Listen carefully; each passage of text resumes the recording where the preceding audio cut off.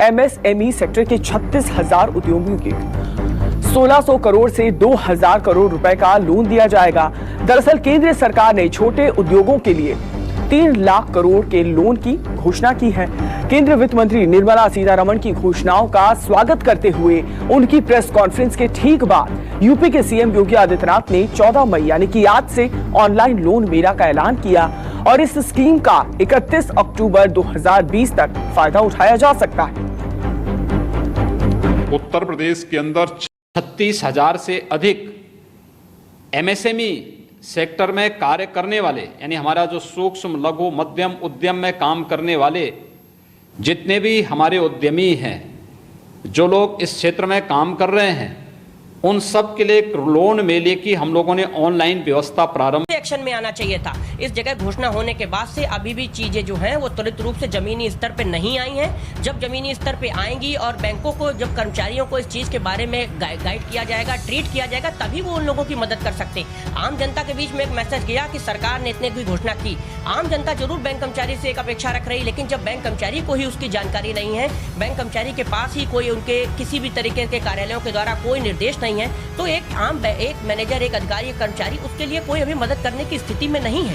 तो फिर घोषणाएं हो चुकी हैं, फिर किस तरीके की घोषणाएं तो फर्जी हुई? जब बैंकों को कोई आदेश नहीं हुआ, फिर ये किस तरीके की घोषणाएं की? सरकार की घोषणाओं को तो फर्जी नहीं करा, क्योंकि हमारे देश के वित्त मंत्री जी ने, हमारे देश के सम्मानित लोगों ने, सांसदों ने इस तरह की देश की घोषणा की है। इन घोषणाओं को अमली जामा पहनाने के लिए उनको जमीनी स्तर पर तुरंत त्वरित कार्रवाई करनी चाहिए थी और त्वरित रूप से बैंकें इसके लिए जबकि सक्षम है, लेकिन इसके लिए उनको रूपरेखा तय करके और तुरंत उसके लिए कार्रवाई शुरू कर देनी चाहिए थी।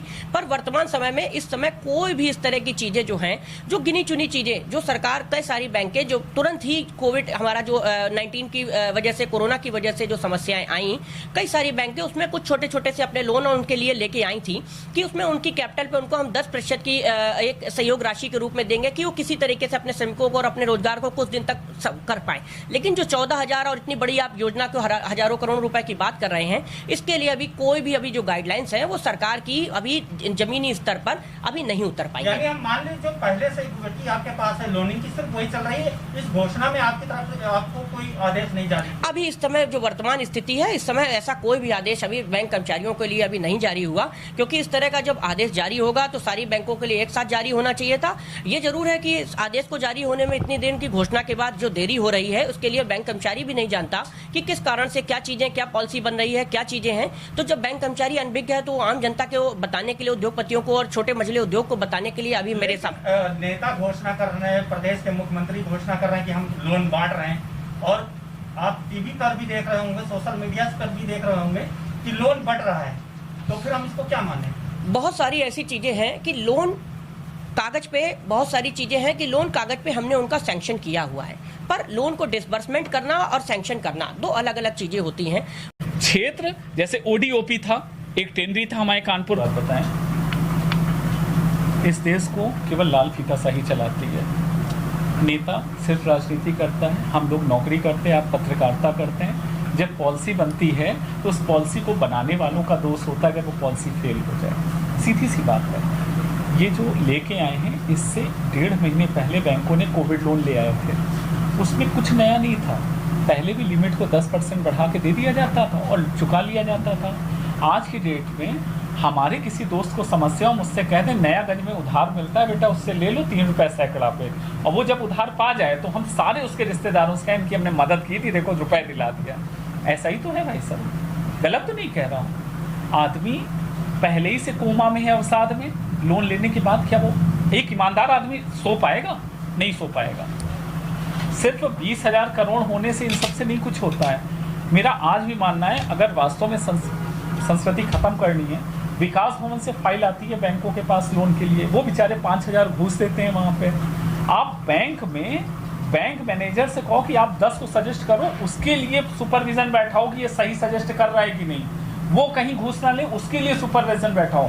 बट वो बैंक का पहले से कस्टमर होना चाहिए। ऐसा ना हो कि वो टहलते टहलते आए और कहीं से फाइल का रुपए खर्च करके चला है। अभी 10,000 रुपए ऐप में देने के लिए बात हो रही है। आप क्या समझते हैं, ये जितने सेवा केंद्र हैं ना जो जाति आय प्रमाण पत्र बना रहे हैं, 500-500 से 1,000-1,000 रुपए गरीबों से वसूल लेंगे, ये गलत है। और एक चीज़ बताएं, बैंक अब क्यों इतनी समस्या, पहले नहीं थे? क्यों ऐसा हुआ? क्योंकि पहले विश्वास की बैंकिंग होती थी। आप भी अपने पिताजी के समय में सुनते होंगे कि बैंक जाते थे, एक विश्वास बना था। बैंक का वो दौर वापस लाओ, तभी बैंक सही हो पाएगा। जितना आप नियम कड़े करोगे उतना ऊपर वाली चिड़िया तो उड़ गई, नीचे मर रहा है आदमी। इस सीट पे बैठे आदमी की अगर कोई पावर नहीं होगी तो वो अच्छे व्यक्ति को भी लोन नहीं दे सकता है। जीएसटी आने के बाद किसी का टर्नओवर नहीं, लोन टर्नओवर भी दिया जाता, फेल हो गए। नोटबंदी आने के बाद लिक्विडिटी किसी की नहीं, सेल किसी की नहीं, फेल हो गए। भ्रष्टाचार कम हुआ? नहीं हुआ। अर्थशास्त्र हमेशा जो चलता है वो रुपए या रेवेन्यू जनरेशन के लिए चलता है। नोटबंदी भ्रष्टाचार के लिए, रेवेन्यू जनरेशन के लिए थी। इनकम टैक्स की ऐतिहासिक नोटिसें गई।